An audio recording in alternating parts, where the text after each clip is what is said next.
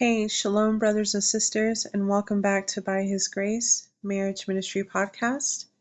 My name's Amanda, and I pray that you all are doing well. Welcome to today's episode where I'm going to be sharing and reading some content from a book that I highly encourage and recommend for those of you who are going to be listening to this episode. So before we get started in sharing that, I just want to quickly share something else with you all. So for those of you who are fairly new or new to the podcast, I have shared several other books in the past throughout the podcast ministry that I have felt highly encouraged and inspired and just felt like, the Ruach HaKodesh, the Holy Spirit, has spoken to me through these books. They are just a blessing to me in my life.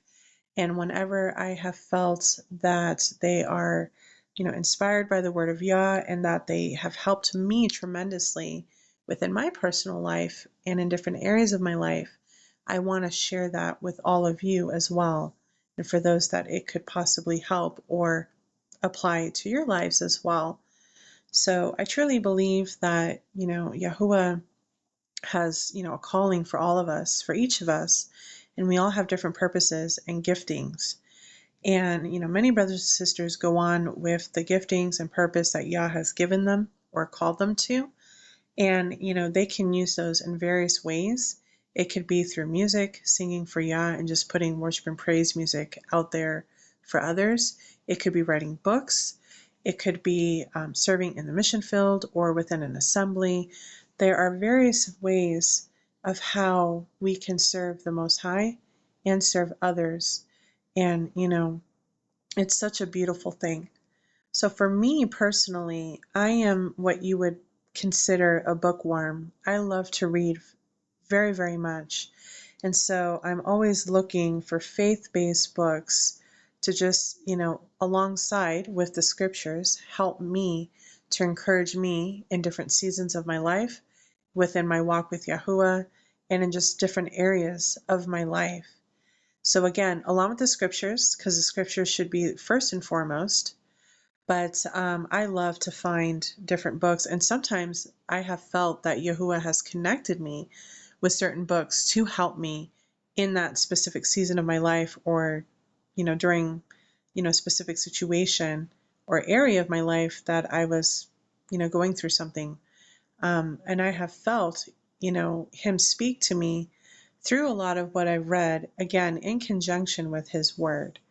So throughout the podcast ministry, I have shared and read from several different books, and I've always made sure in the description of every episode to let you all know that I'm going to be reading from a book, from an author, and, just so that everybody knows that I'm not taking credit for what these authors have written.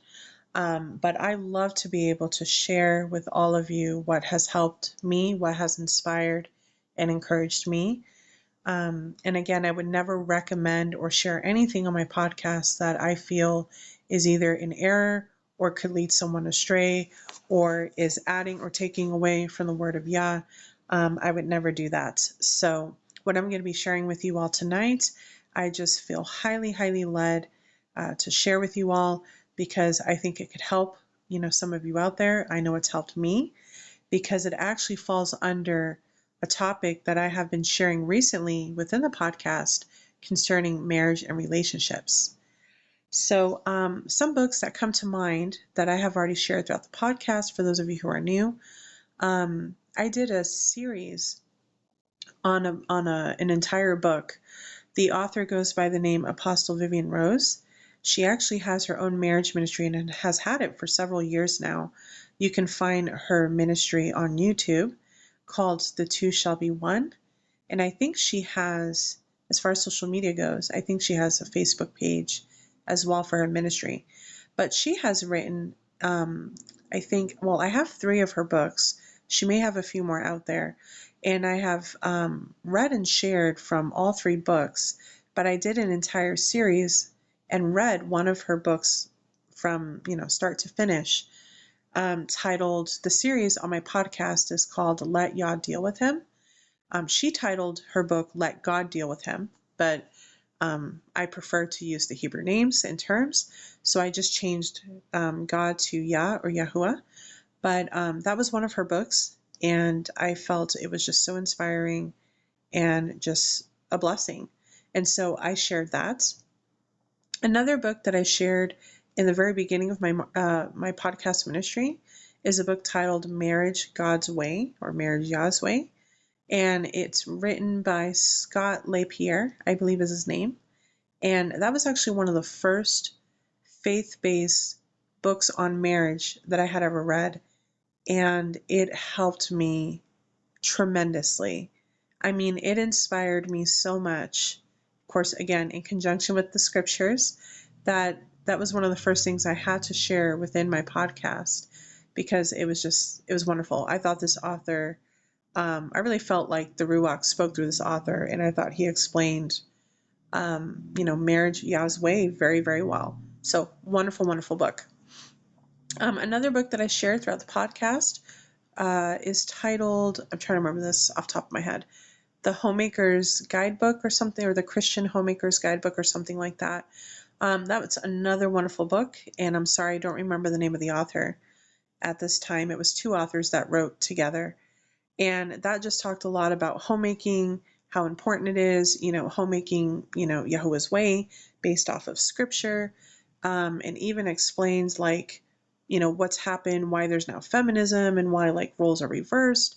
I did several episodes in my podcast based off of this book that, I read from, and it was just tremendous, tremendous, and very encouraging and very uplifting for me, and in just preparing to be a set apart mother or godly mother, to be a set apart wife, marriage, things like that. So another incredible book that I have highly recommended.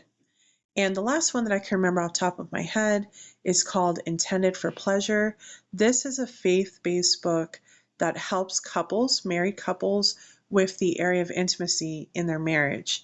And this is a book that I also did a series on in my podcast called The Marriage Bed.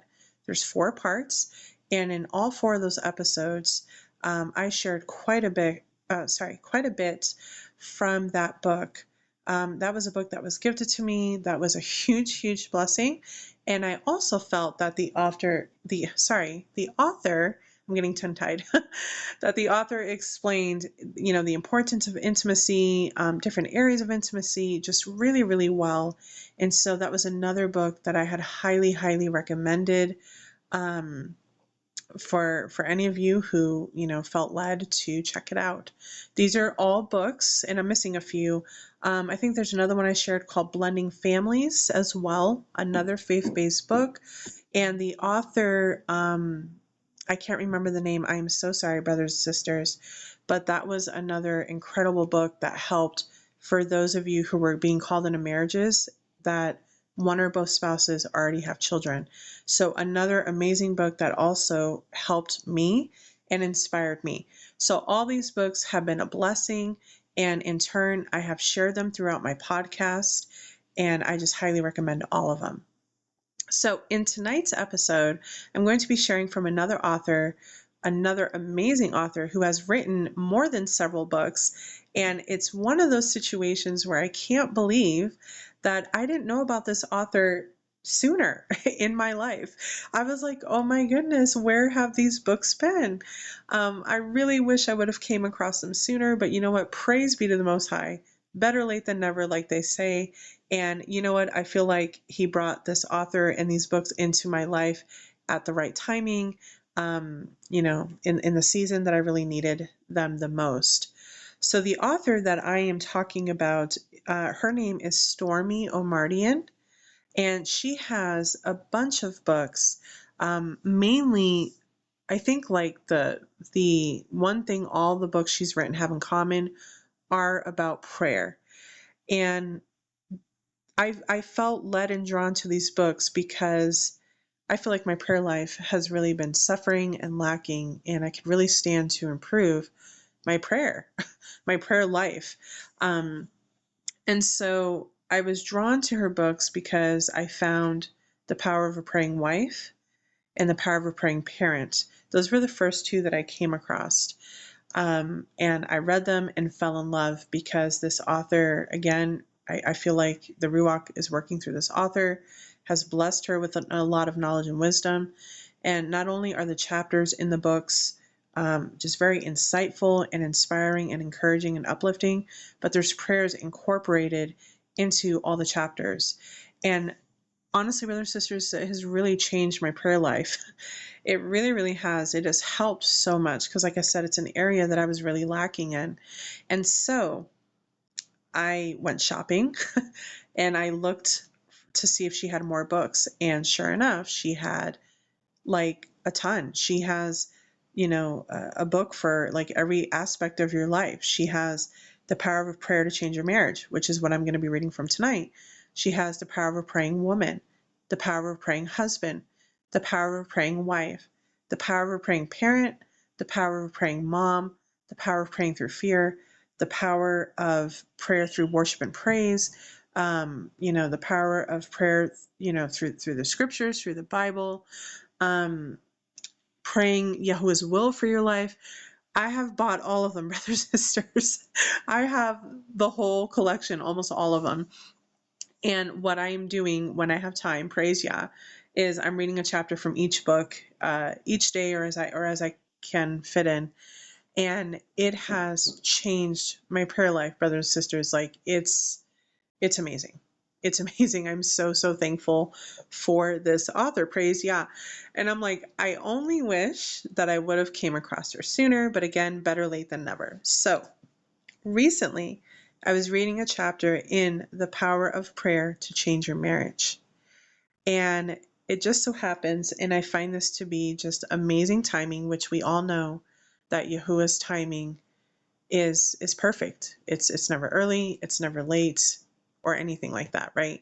So the fact that I came across this chapter titled Infidelity, and how to pray through that and just all the stuff that she shares, I wanted to come on and share it because, I fairly recently did a series titled The Dangers of Infatuation and Lust. I did several episodes before that series where I talked about, I titled it Fatal Attraction, like the movie, the dangers if we're not careful, if we don't, safeguard ourselves, how dangerous attraction can be, how and why it happens, infatuation, lust. I've talked about different types of affairs, how they happen, how they come about, how we can, avoid them, and so on and so forth. So, as I was reading this chapter a few days ago, I was like, I need to share this on the podcast because I've been talking about this topic recently within marriage and relationships because now the podcast, I'm also reading scriptures, but within the podcast itself, within marriage and relationships, this is something that I've been really focusing on and talking about because as I just recently shared with you all, it's also something that I walked through recently.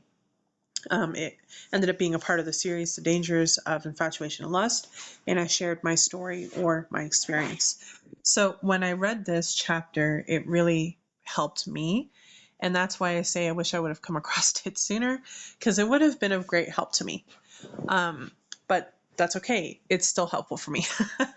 So my hope and prayer for you all as I share this, just as I have with everything else, is that it can help one of you or most of you out there. So praise be to Yah. So I'm not going to be reading the whole chapter just for the sake of time. I am, however, going to be reading from the chapter of areas that were highlighted for me and that I marked.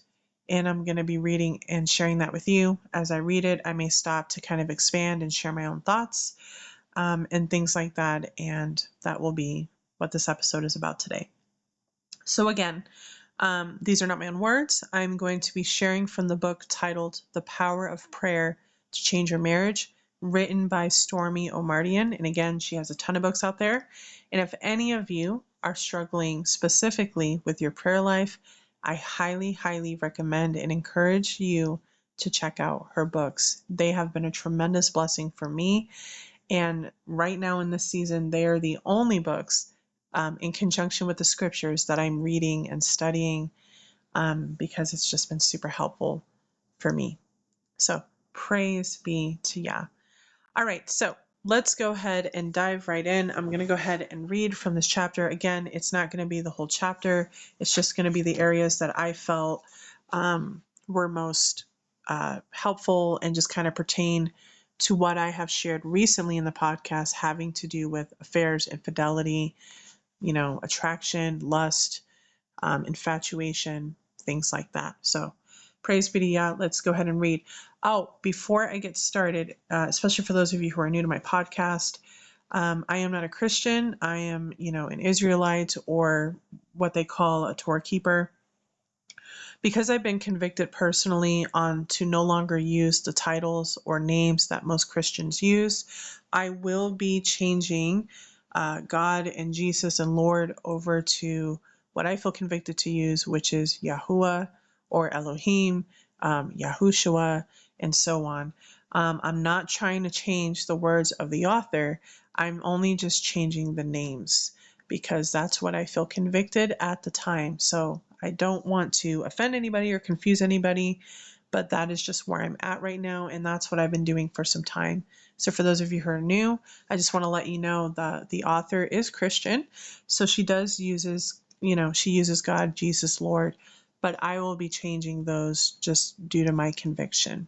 Okay? All right, so let's get started. The Bible says that a wise person builds their house, but a foolish person pulls it down with her hands. Proverbs 14:1.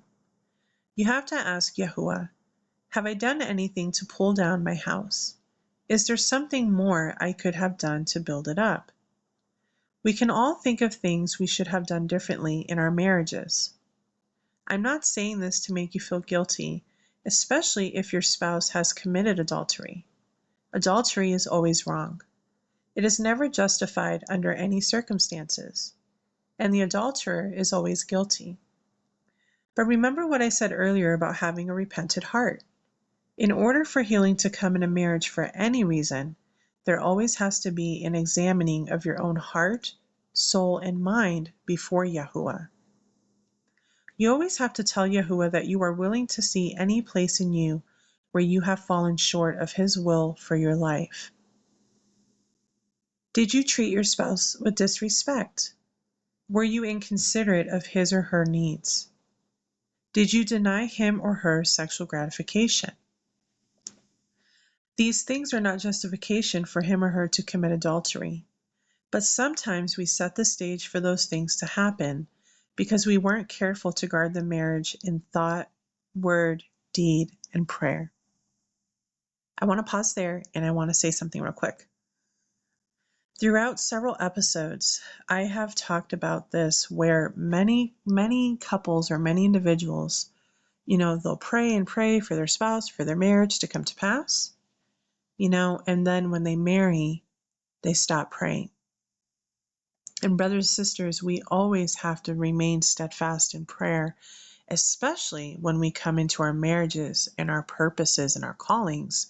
Because remember, Hasatan, the enemy, like the scriptures say in Peter, where Peter says that the enemy walks around like a roaring lion, waiting to devour whomever that he can. Especially when I believe we are in the end days. He knows his time is running out, and he opposes anything. He hates anything from Yahuwah.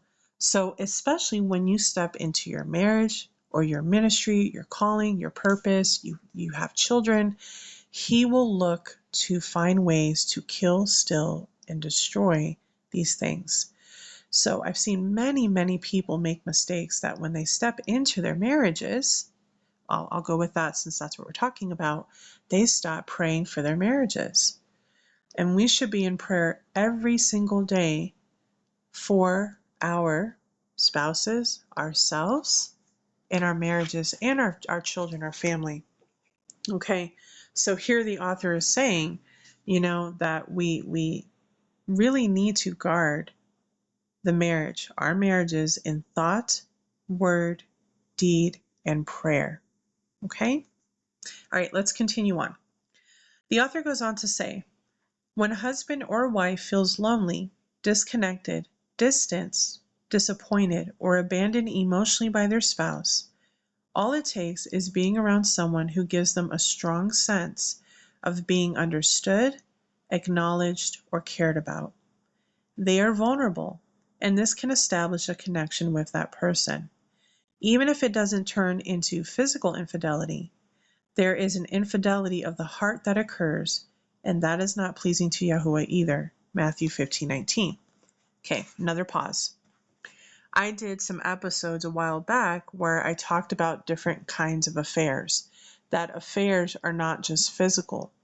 Affairs can also be emotional. So I did an entire episode titled Emotional Affairs, and I talked about how this begins and how this happens. I also shared this recently in my story, in my experience of the dangers of infatuation and lust, where things got started between me and that person because we had an emotional connection. Okay, so and again, this can be brought on for different reasons, which the author is getting ready to go into. But it's a real thing, brothers and sisters, and this is why, again, we need to safeguard ourselves, right? We need to guard our hearts. We need to guard our minds. We need to guard our feelings. We need to have a healthy understanding and how we cope with our feelings as well. Because look at what the author goes on to say. She says, so now she's speaking to the husband. She says, do you realize, husbands, that every time you are rude, critical, demeaning, verbally abusive, cruel, neglectful, or abandoning of your wife, that you create in her a fertile ground into which seeds of unfaithfulness can be planted? Unless she is extremely strong in Yahuwah, deep longings and thoughts will come to her heart and mind, and she can become ripe for an affair of the heart, if not the body as well. It's amazing how attractive someone else can look to you when the person who is supposed to love you no longer acts as though he or she does. 2 Timothy 2:22. If you have set your wife up for that kind of fall, then you are partly to blame for what happens.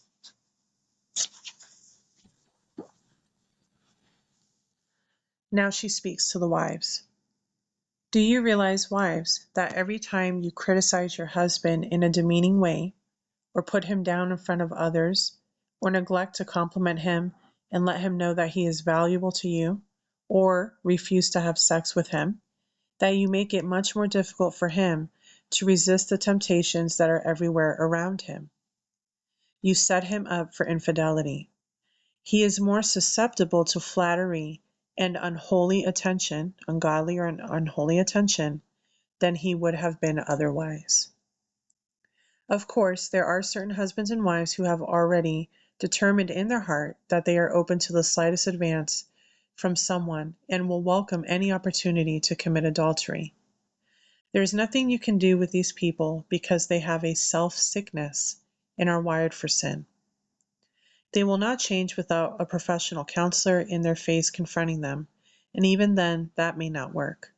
So don't blame yourself if you feel you have done your best to be a good husband or wife and your spouse still decides to cheat. It is not your fault, and there is nothing you could have done to stop it. The best thing in this situation, in this case, and I've said this before, of course, put it in a prayer. Sometimes when these things happen, you have to decide, do you forgive the spouse, but, you move on? Because remember, and this is me speaking, I'm not reading this from the book, but remember that the only exception Yahuwah gives to a divorce is adultery, okay? Because he knows how painful it is. He knows how hard it is to get past that majority of the time. So there's two options that the spouse that's been cheated on has, and that's, to forgive, but move on and say goodbye. Or you can forgive and try to reconcile or restore, right? And try to build trust again. And those are things I've talked about as well. So while not always easy, and there have been some marriages that have survived infidelity, adultery, and they remain married and rebuild that trust. And then there are most marriages that don't survive that and they go on to divorce. The important thing, though, brothers and sisters, if this happens, is that there's always forgiveness no matter what the decision is. That's the important thing that we have to remember. Okay? All right, so 7 things that are true about adultery. Number 1, Yahuwah told us not to do it in his 10 commandments. You shall not commit adultery, Exodus 20:14. Number 2, Yahushua said not to do it. Yahushua said, you shall not murder, you shall not commit adultery, you shall not steal, Matthew 19:18. Number 3, adultery brings judgment upon you. Marriage is honorable among all, and the bed undefiled, but fornicators and adulterers Yahuwah will judge. Hebrews 13:4. Number 4. Adultery happens in the heart as well as the body. I say to you that whoever looks at a woman to lust for her has already committed adultery with her in his heart. Matthew 5:28. Number 5. Adultery will cause you to lose out on all that Yahuwah has for you. Do you not know that the unrighteous will not inherit the kingdom of Elohim? Do not be deceived. Neither fornicators, nor idolaters, nor adulterers, nor homosexuals, nor sodomites. 1 Corinthians 6:9. Number 6. Adultery is entirely a work of the flesh, and as such it will reap death into your life. The works of the flesh are evident, which are adultery, fornication, uncleanness, and lewdness. Galatians 5:19. And number 7, adultery will destroy you. Whoever commits adultery with a woman lacks understanding, and he who does so destroys his own soul. Proverbs 6:32. The devil's favorite target. The devil's most prized target, as far as tempting someone toward infidelity, are the leaders in the body of Mashiach, and especially pastors and their wives. That's because these people are on the front lines and are doing the most to lead people in their kingdom of Elohim. The enemy will come in like a tsunami to their hearts and emotions, especially after he has bombarded them with discouragement on one end of the spectrum and pride on the other. It is such an all-out spiritual assault on them that we in the body of Mashiach have to surround our pastors and spiritual leaders and their families with prayer. If we don't, they will suffer, and when they suffer, so do we. 1 Corinthians 12:14 and 26. And I will say this as well, it's leaders and it's anybody who, I think I said this earlier, if not, I'm going to say it now. Those of us that, have truly committed ourselves, to Yah. I think Christians say, you're sold out to God, you're sold out to Jesus. You are following him with all your heart, mind, and soul. You love him with all your heart, mind, and soul. You've come to, to the way and the truth and the life. You're more in the Ruach, you're more in the spirit than you are the flesh, right? You're doing your best to live righteously. And when we do that, we have essentially a bigger target on our backs. And those are the people, those are the ones that the enemy seeks to attack in any way that he can. And again, like I was saying earlier, this is why it's important that we never stop praying for our lives, for ourselves, for our marriages, our children, our spouses, our purposes, our ministries. Because again, like Peter says, Hasatan, the devil, is always walking around waiting for a chance, waiting for a slithering of an opening to attack, to devour, to kill, steal, and destroy. Okay? So very, very important to keep that in the forefront of our minds. All right. This section here that I'm going to be reading from, this was something that really, really, for me personally, struck a chord with me. And I was like, oh, I wish I could have read this a lot sooner, specifically in the beginning of what I experienced, what I went through. All right, so let's go ahead and dive in. So this section is titled, If You Are Ever Attracted to Someone Else. Infidelity begins in the mind before any action ever takes place, and that is where it has to stop as well. For scriptures say, from within, out of the heart of men, proceed evil thoughts, adulteries, fornications. All these evil things come from within and defile a man. Mark 7:21 and 23. You have to carefully monitor your thoughts. If you ever find yourself thinking about someone else, besides your husband or wife, and wondering if they might be the perfect mate for you. This is already adultery of the mind, and the consequences will be serious. If you ever find you can't stop thinking about a certain person in that way, go before Yahuwah immediately and confess it and pray for deliverance from those thoughts. Stay before Yahuwah until this obsession is gone. There is no good that will come out of it, and the consequences for pursuing it or allowing it to overtake you could ruin your life. Ask someone to pray with you about this. It's possible that you could tell your husband or wife, but then after your attraction is gone, which it will be if you stay before Yahuwah long enough, then your poor spouse, husband or wife, is left having to sort through all the rejection and hurt feelings. It's not worth it. I say, go to Yahuwah and prostrate yourself on the ground. Fast and pray if need be, and stay there before him until this thing is broken. Every time the feeling comes back, humble yourself before Yahuwah. If all that doesn't work and this attraction becomes an obsession, call in a close friend who doesn't gossip to stand with you in prayer and break the stronghold of the enemy. If even that fails, then tell your husband or wife and go to counseling together. You're going to need it. I'm going to pause. I believe I did an episode about, can you come back from, adultery, and, when do you tell your spouse, or should you even tell your spouse? And I talked about this, and I have to agree with the author of what she says here. If you find yourself just attracted to someone and you're, having thoughts about them and stuff like that, I agree with what the author says, where you shouldn't share it with your spouse. Now, if it gets to the point where these thoughts and all these things end up turning into a physical affair, or even an emotional one, and you've connected with this individual, then yes, I think that it is then important to tell your spouse. We shouldn't keep anything from them in terms, especially things like that.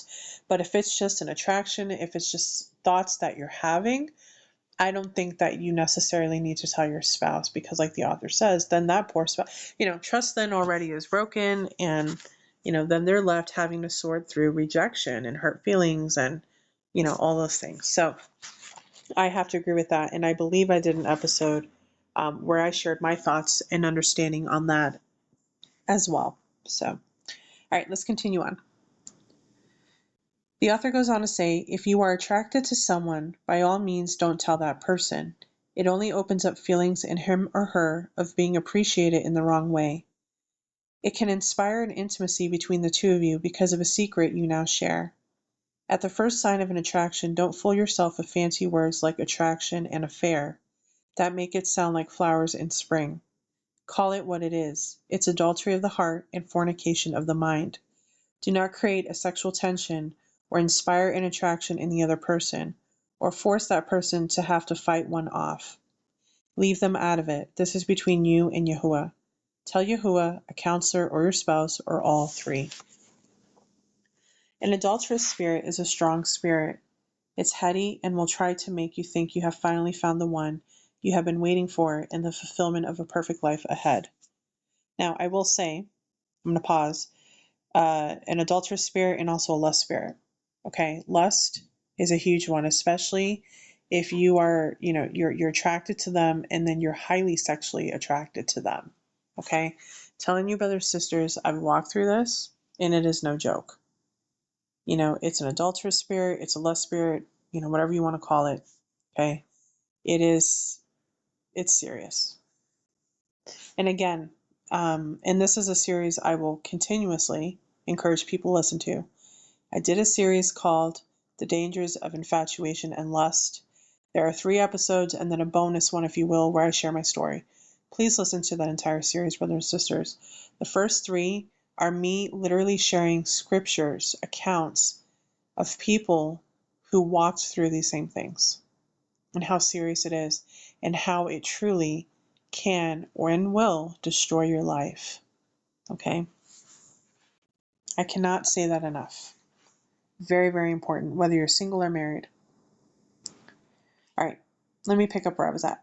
An adulterous spirit, or again a lust one, is a very strong spirit. It's heady and will try to make you think you have finally found the one you have been waiting for in the fulfillment of a perfect life ahead. But it is all an illusion. The one you have been waiting for is actually at home waiting for you. And you need to go back and give your marriage all your efforts to make it work. You need to give Yahuwah a chance to do a miracle. Okay. All right, I'm going to skip that part there. Let's see.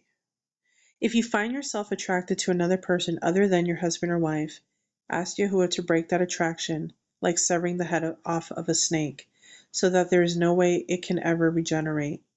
Ask him to put a guard over your heart to protect it from any further sinful intrusion.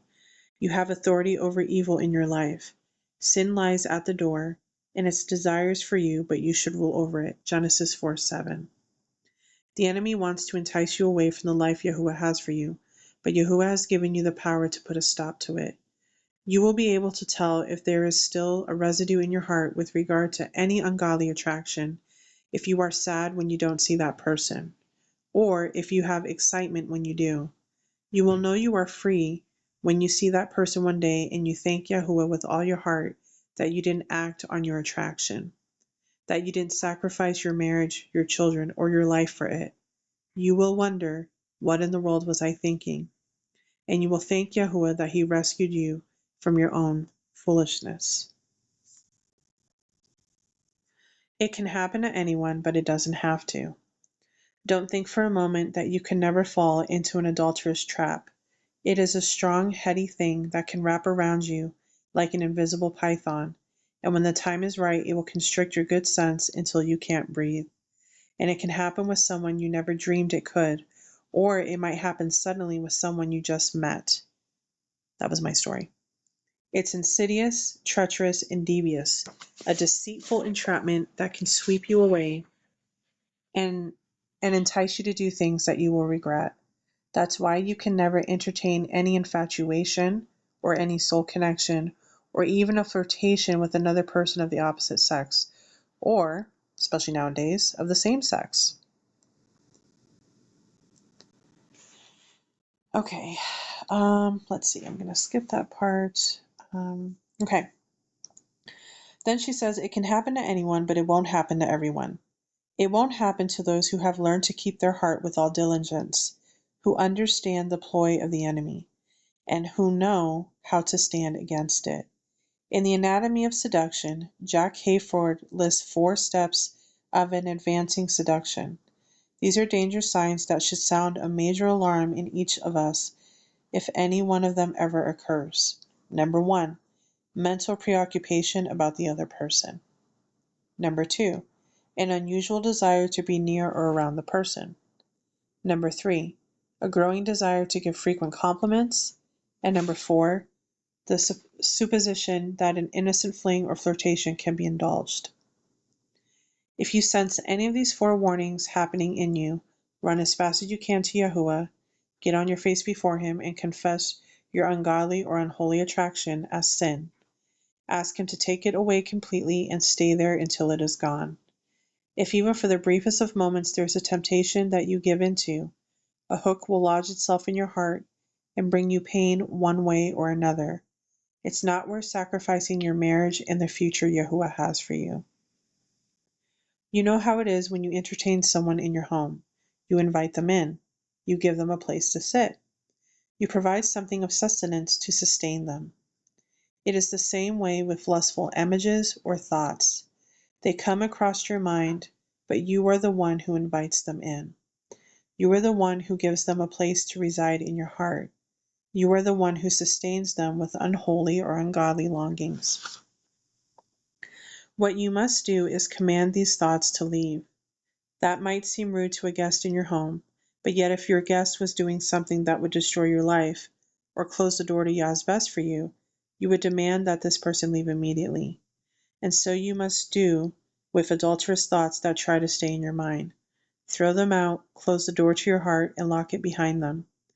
The scriptures warns us about being enraptured by immorality, saying that the adulterer did not know it would cost him his life. Proverbs 7:20 and 22 and 23. Lust seduces us away from the life Yahuwah has for us and into the pit the enemy has set as a snare. An adulterous and again lust spirit is everywhere. It is in the workplace, in the neighborhood, and sadly, even in some churches. Nearly every place you go. It is impossible to avoid contact with it completely. You have to be clear in your understanding of what it is, which is a trap to ensnare and destroy you in your marriage, and what it is not, a means of achieving true happiness and fulfillment. Remember that no matter how strong the temptation is, Yahuwah will not allow you to be tempted beyond what you are able to resist. He will give you a way out and give you the strength and the ability to successfully resist it. 1 Corinthians 10:13. Cling to Yahuwah and embrace Him as your way out of all temptation, especially infidelity. Okay, so that is what I wanted to share with you, brothers and sisters. And again, this is The Power of Prayer to Change Your Marriage by Stormy Omartian. And the chapter that I read from is about infidelity. So again, I wanted to share that with you all because it goes very much under or within the lines of what I've been sharing lately about the dangers of, lust, attraction, infatuation, all those things. I've been talking about this for some time. I even shared my personal experience and story with you all on the podcast, which was not easy, but because I feel it's so important and it's a major, major thing that sadly seems to be very common nowadays within many relationships and marriages. So I wanted to share that, and with that will probably be the close to the Dangers of Infatuation and Lust series that I have done for you all. I pray that it's been a blessing to you all. And again, if you have not listened to any of these episodes, which please listen to them all, I highly encourage you all to please check out the series, even if you're single. Again, we can, it's always a blessing to be able to learn these things and, set them in motion, have them in our hearts and in our minds to prepare ourselves. It's never too early and it's never too late. Well, I guess sometimes in the case of adultery, it could be. But, it's important that we prepare ourselves. We put on the whole armor of Yah. And again, this is why I find, authors like this and books like this a blessing in conjunction with the scriptures. And again, a lot of the, majority of the episodes that I did in the series were all accounts from the scriptures themselves, talking about the dangers of these things, and how serious that it is. So, brothers and sisters, I pray that this was a blessing for you all.